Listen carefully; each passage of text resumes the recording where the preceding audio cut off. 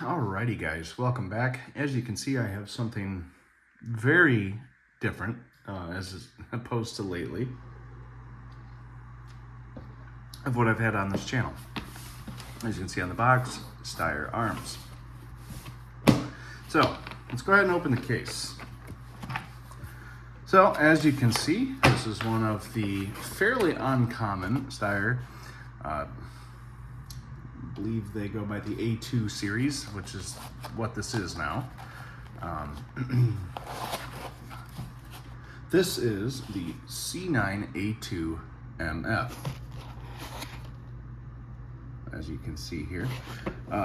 So I'm going to go over a couple quick things back here of what comes in the box, and then we'll get into the pistol itself. So first and foremost, you get two 17-round magazines. They have a little bit of an extension here on the bottom, but we'll get to that later. It is got some modularity to it, so you do have some different rear grip pieces that you can put in. You knock a pin out and they go right in. So you have a couple options, being, let's see where it says. It says here somewhere. I saw it. Yeah. Oh, there it is. So this is a large, you can see there. This one is a medium, and it comes with the small on it. And so that you can adjust your width here from front of the grip to the back. And you also get these side plates to add a potential of a palm swell here. Oh, that's the wrong one, but you get the idea. So you can add, a little bit extra girth or whatnot if you feel the need. So that's that. Comes with a trigger lock in here as well. It does come with a little tool here, which aids in disassembly or locking it. You get two of those. And then you get the manual here, which I honestly will say, in terms of, that's not going down very good here. Okay, there we go. Which in terms of manual quality, pretty dang good. A lot of information here. It's pretty much a one size manual here. It covers everything. Has general guidelines and stuff like that. But yeah, some subset diagrams. So generally some pretty decent information here. So that's nice to see them actually take a little effort there. So we're gonna go ahead and get this box out of the way and get to the nitty-gritty of the gun here. I'm gonna come in closer. So as you can see, it is unloaded. Okay, so this gun is by Steyr Arms. They are out of Austria. It's a polymer 9mm, as you can see, 9x19. This one's kind of like the size frame of the 19X by Glock, but this is what they call the C9-A2 MF. MF meaning modular frame. Steyr was the first company to have a subframe in here that you can take out and switch out grips, but they've never marketed it as such. So it's not really what I would really call a feature. You can't really buy replacement grip frames or anything like that, which is kind of a downfall. And that's probably one of the worst things about Steyr is they don't advertise this. And so you have like little to no aftermarket support. It's a little on the harder side to try to find holsters, stuff like that. And I mean, generally, it's just a little bit of a unique gun in the firearms world. But with that being said, I'll get into Some of the things that I really like about this pistol, some of the things I don't really care for, and some big picture things. So first and foremost, I'll kind of go over the general design and layout. As you can see, due to the design, it has a little extra girth here. The gun itself sets down really low into the frame, so you can get really high up. It's got a really low bore axis. You know, that's what a lot of gun companies are trying for. I mean, as you can see, it's just a little bit different on how they approach it, but it definitely is, you know, a very comfortable shooting gun. That being said too, in terms of the polymer frame, you know, pretty basic. You got a big opening here at the trigger, so that way you can get a gloved hand or something like that. I haven't yet figured out what the indent here on the trigger guard is for. I'm not sure if there's for accessory purposes or what. Nice big mag release here. So, I mean, that's easy to reach. I mean, very nice there. I don't mind that one bit. The slide release has a nice, it's really tight to the frame. Has a little bit of a, it kind of like sways out, but it's kind of enveloped with the frame a bit. And I don't know, I really like that. I kind of prefer that to Glock. It's easier to get onto, and it doesn't hang up or anything like that. It doesn't get in the way. So it's very, very easy to get to and very easy to operate. Got a little Picatinny rail down here, which is nice feature. Frame feels robust, the polymer feels good. I like these little not really cuts, but I like these little indents here. I mean, technically you could kind of use that as, you know, a grip and a thumbs forward grip, but they're not overly grippy, but they do look cool. Kind of remind me of like some old Star Wars designs and stuff like that. But down here into the grip, decently aggressive, feels nice. I wouldn't say it's too aggressive. I wouldn't say it's too smooth or anything like that. These little guys here don't do a ton for you. They're pretty smooth, but it does feel nice.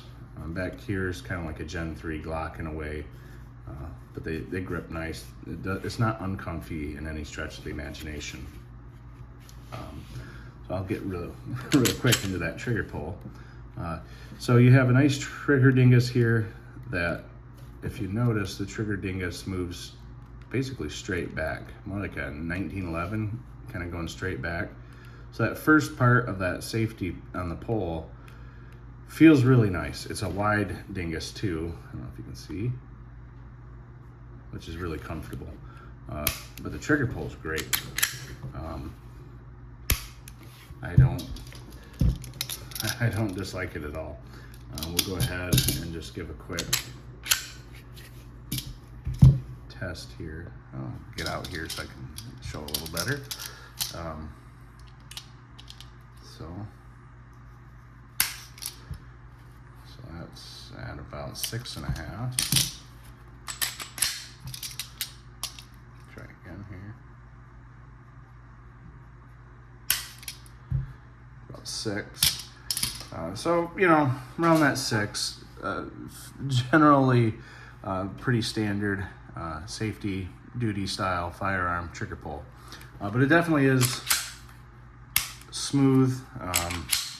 Reset. I mean, it kind of goes all the way back.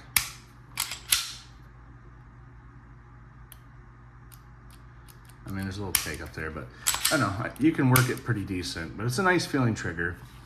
You got your takedown lever over here, which is nice. I like, you know, nice engraving here. It looks nice. You have a loaded chamber indicator here, a little hole cut. Get nice slide serrations on the slide here. You kind of got a nice, I guess what you would call like an indent going all the whole length there. One thing that's pretty unique that nobody really mentions is, as you can see, there's kind of like a triangular shape to the frame rails. So you see, I mean, they write on it like that. It's really different. I'm not sure if that has any kind of design feature that's beneficial or what, but it's just something you don't see often. Usually those are squared off and they ride perfectly through there. But you got some serrations here on the back. Big glaring elephant in the room is your trapezoidal sights, which these are cool.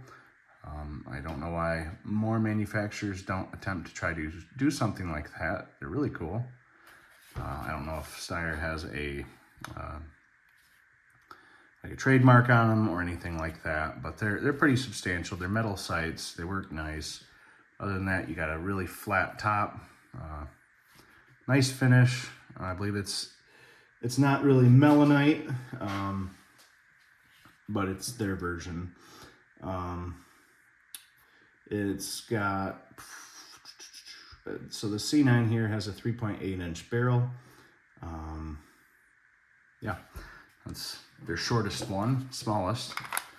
So when you get that magazine in there, you kind of see it has a little bit of an extension there, which, I mean, I can get my hand on. I got pretty big size hands and I can get a full grip on it as it is. So that's really not doing anything for you, except for potential capacity extension or for mag grips and stuff like that.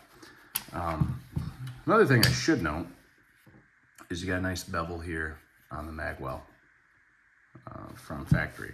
So they do give you a lot. So granted, aftermarket isn't very good, but you do got a lot of features on this pistol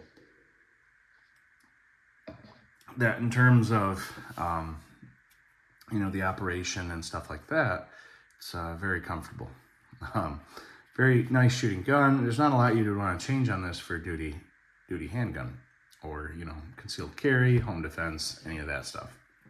This would probably be pretty well served in any of those roles. My only issue with this pistol is sometimes, I mean, I've heard about this a fair amount. If you let it slingshot forward, you know, no issues here. It's all the way in the battery. You can pull the trigger. But if you have any kind of hesitation, sometimes it'll catch up like that, as you can see. So it'd be technically out of battery. And then if you pull the trigger, it's a really heavy trigger pull. It will still pull, but while shooting, it can cause some failures there. So I'm not really sure if this is a break-in issue. You know, because of how this is fit. I mean, this is a tight slide. There's not a ton of wobble on it or anything like that. I mean, all these parts here look really tight, the barrel fitment and stuff like that. I mean, there's no play there. So it could be something along those lines, where it's a break-in situation. So obviously, if you send her home, she's good. I'm not sure, you know, like I said, right now it's seeming pretty decent. Right there, it's out. You can push it forward and it'll be fine. As you can see, it just kind of doesn't want to send home. I mean, you can kind of do that. I mean, kinetic motion works. I don't know about putting it in a holster. You know, putting it in if it would push out of battery and let it sit. I don't think that would be a concern. It's just something that I think everyone should know about. You know, that could lead to a failure. I'm going to basically kind of run some lapping on there, over oil it, and kind of see if I can help smooth it out a bit, as well as shoot it and then give it a good cleaning, stuff like that, and see if it still is hanging up. I notice it might be a little worse.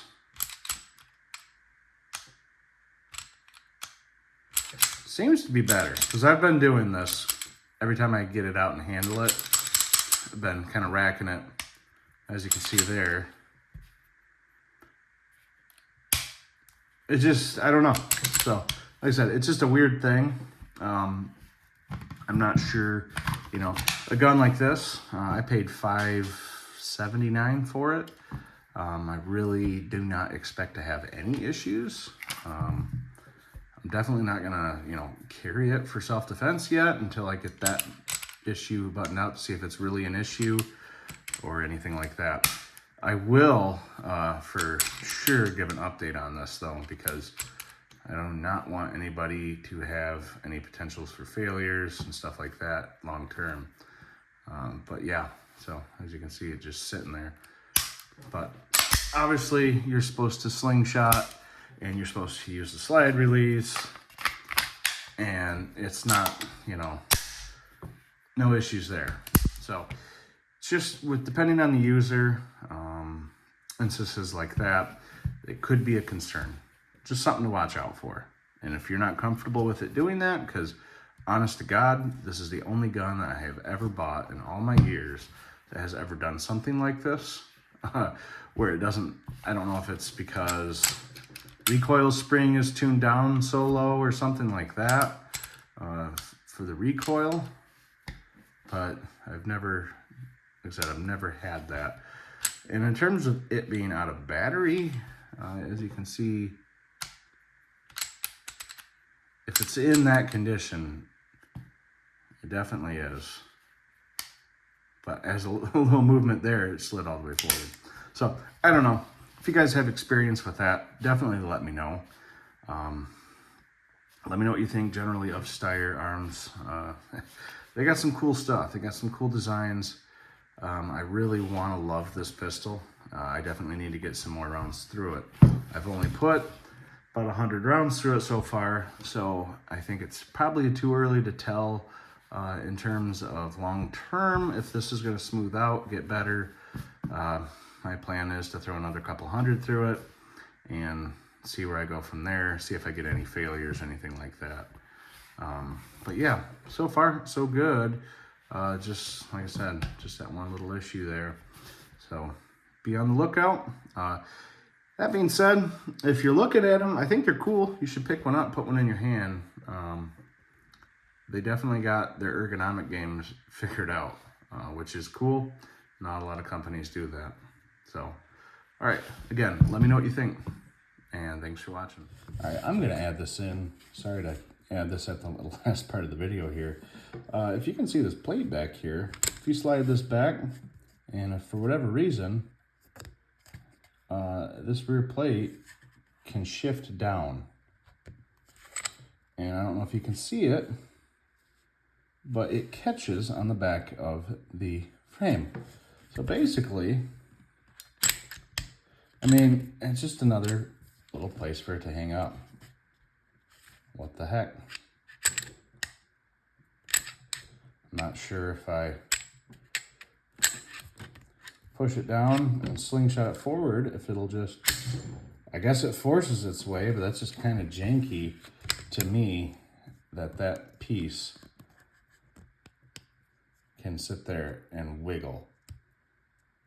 I guess I've never really seen that. It doesn't capture itself very good. Huh.